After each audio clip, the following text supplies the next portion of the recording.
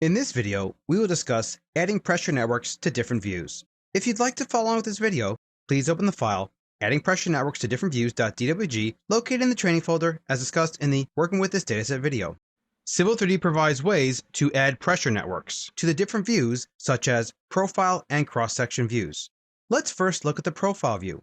The first step that I'll do is I'll go ahead and zoom into a part of my pressure network object, and we'll go ahead and select it.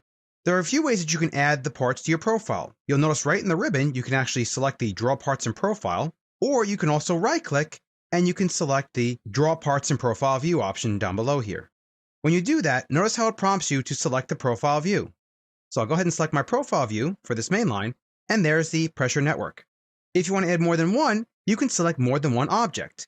If you want to add the entire network, what you can do is simply select it through the Prospector tab. If I navigate to my pressure network, I'll right-click on Proposed, and we'll go to Select. Notice that the contextual ribbon appears.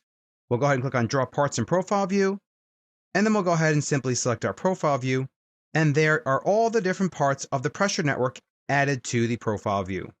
Let's take a look at cross-section views. With the cross-section views, it's a little bit different.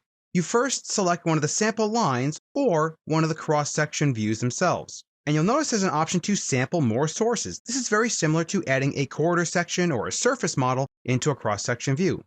We'll simply select it and then click on the pressure network that we want to add and click Add into the sampled sources view.